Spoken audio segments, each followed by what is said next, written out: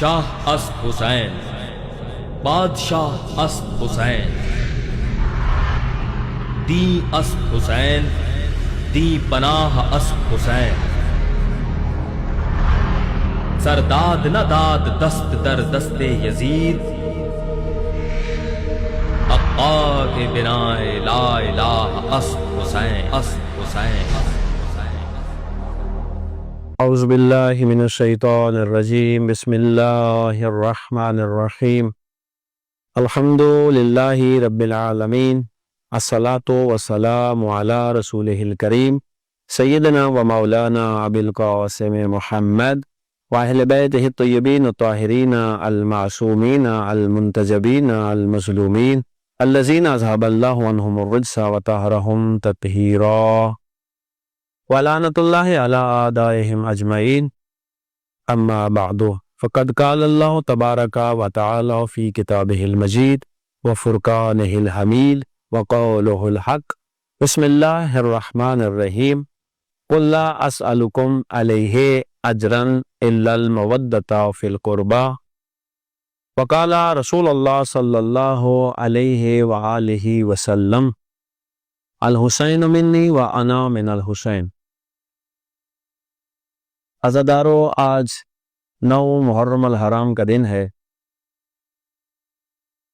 کل بھی میں نے عرض کیا تھا کہ یہ ایام چونکہ امام حسین علیہ السلام اور ان کے اہل و عیال، ان کے اصحاب اور انصار کے ساتھ مختص ہیں،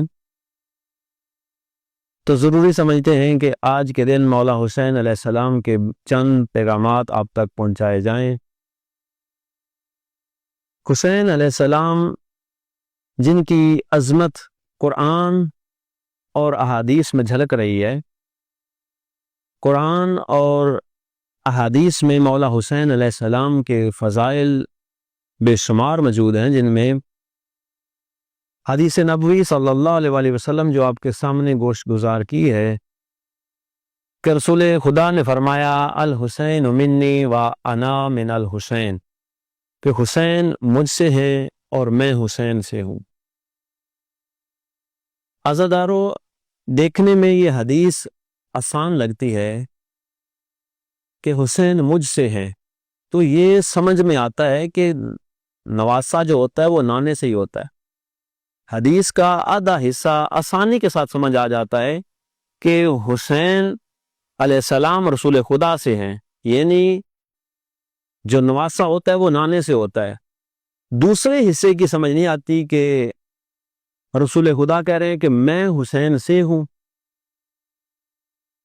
اس کی سمجھ 10 محرم 61 ہجری کے بعد آئی، یعنی رسول امام حسین علیہ السلام کی پیدائش سے لے کر 10 محرم الحرام 61 ہجری تک حسین رسول سے ہیں، اور 61 ہجری سے لے کر قیامت تک رسول حسین سے ہے۔ یہ جو آج اذانیں بلند ہو رہی ہیں اور اذانوں میں اشہد ان محمد الرسول اللہ کی صدائیں بلند ہو رہی ہیں، یہ بتاتی ہیں کہ حسین علیہ السلام نے جو قربانی دی تھی اس کے توسل سے آج دنیا کے کونے کونے میں اشہد ان محمد الرسول اللہ کی صدائیں بلند ہیں۔ کسی نے شام میں امام زین العابدین علیہ السلام سے پوچھا تھا کہ یابن رسول اللہ، فاتح کون ہے؟ فاتح کون ہے؟ جیت کس کی ہوئی ہے، یزید کی یا امام حسین علیہ السلام کی؟ تو مولا امام زین العابدین علیہ السلام نے فرمایا تھا کہ دیکھ لینا، جب بھی اذان ہوئی تو جب اذان میں اشہد ان محمد الرسول اللہ کی صدا بلند ہوئی تو سمجھ جانا حسین ہی فاتح تھا، سمجھ جانا کہ حسین علیہ السلام کی ہی جیت ہے۔ بعض لوگ یہ کہتے ہیں نہیں جی، ظاہری طور پہ تو یزید جیت گیا تھا، فتح اس کی ہوئی تھی، کیونکہ امام حسین علیہ السلام اور ان کی ساری فیملی، ان کا سارا خاندان شہید ہو گیا، ان کی مستورات کو قیدی بنا لیا گیا۔ دیکھنے میں تو یزید فاتح لگ رہا ہے، تو جیت اور ہار کا جو معیار ہے نا وہ یہ نہیں، جیت اور ہار کا معیار یہ ہے کہ یزید چاہتا تھا بیعت، اگر تو یزید نے بیعت لے لی تھی تو پھر یزید جیت گیا، یزید فاتح، اور اگر یزید بیعت نہیں لے سکا تو پھر حسین فاتح۔ اور امام حسین علیہ السلام نے یزید جو حلال کو حرام اور حرام کو حلال کرنا چاہ رہا تھا، امام حسین علیہ السلام نے اس کے سامنے ایک سامنے دیوار کھڑی کی جس میں حلال کو علیحدہ کر دیا اور حرام کو علیحدہ کر دیا۔ جو یزید اس کو مکس کرنا چاہ رہا تھا اس کو علیحدہ علیحدہ کر دیا، حلال کو علیحدہ کر دیا اور حرام کو علیحدہ کر دیا۔ ہندو ماہ محرم میں سبیلے لگاتے، تو کسی نے کسی ہندو سے پوچھا کہ آپ لوگ تو مسلمان ہی نہیں ہیں، تو آپ محرم میں کیوں سبیلے لگاتے ہیں؟ تو اس ہندو نے جواب دیا کہ حسین صرف محسن اسلام نہیں، حسین محسن انسانیت ہے۔ امام حسین علیہ السلام نے صرف اسلام نہیں بچایا بلکہ انسانیت کو بھی بچایا۔ وہ ہندو نے کہا کہ آج اگر ہمیں ماں، بہن، پھوپھی اور ان رشتوں کی ہمیں تمیز ہے تو وہ حسین علیہ السلام کی قربانی کی وجہ سے ہے۔ لہذا یزید جو حلال کو حرام کرنا چاہ رہا تھا تو امام حسین علیہ السلام نے اس کے سامنے ایک دیوار کھڑی کی، حلال کو علیحدہ کر دیا، حرام کو علیحدہ کر دیا۔ اور لیکن وہ جو دیوار کھڑی کی تھی نا، وہ جو بنایا تھا وہ اتنی آسانی سے نہیں بنا۔ اس دیوار میں کہیں عباس کے بازو لگے ہیں، کہیں پہ اس دیوار میں علی اکبر لگے ہیں، کہیں پہ علی اصغر لگے ہیں، کہیں پہ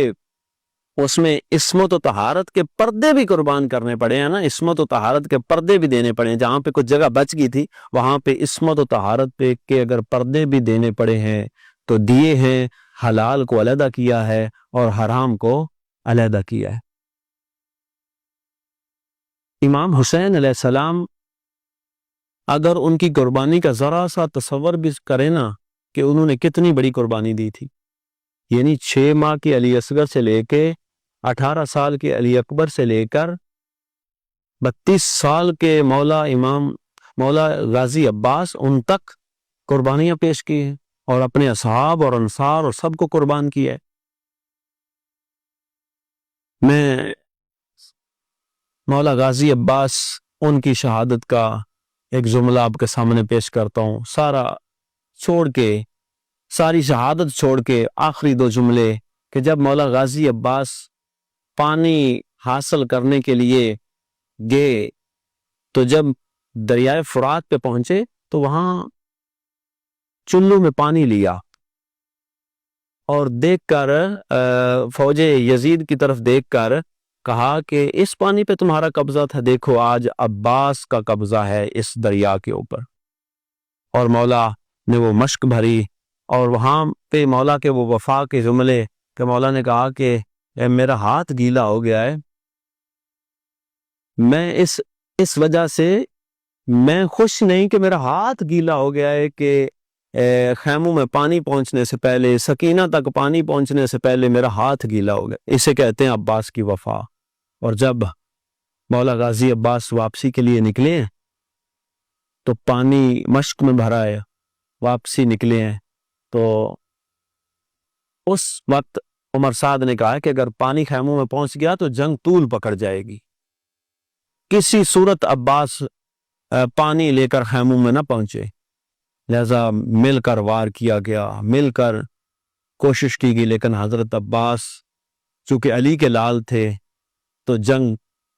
نہ جیت سکتے تھے سامنے سے، پھر انہوں نے چھپ کے وار کیا۔ ایک کمینے نے چھپ کے وار کیا، مولا کا ایک بازو قلم ہوا، پھر دوسرے کمینے نے چھپ کے وار کیا، مولا کا دوسرا بازو قلم ہوا، تو مولا نے جو مشق تھی نا وہ اپنے منہ میں لی۔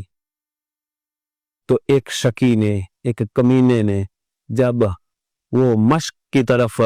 تیر کھینچا تو اس وقت مولا غازی عباس نے آسمان کی طرف منہ کیا اور کہا کہ بارلا مجھے اتنی طاقت دینا کہ میں خیموں تک پانی لے جاؤں۔ تو جب تیر آ کے پانی میں لگا اور پانی نے بہنا شروع کیا تو اس وقت مولا غازی عباس نے فرمایا بارلا اگر تیرا ارادہ یہی ہے کہ پانی خیموں میں نہ پہنچے تو بارلا عباس کی بھی ایک دعا ہے، میں بھی زندہ خیموں میں نہ پہنچوں۔ الا لعنت اللہ علی قوم الظالمین فیعلم الذین ظلموا ای منقلب ینقلبون۔ اللہم صلی علی محمد۔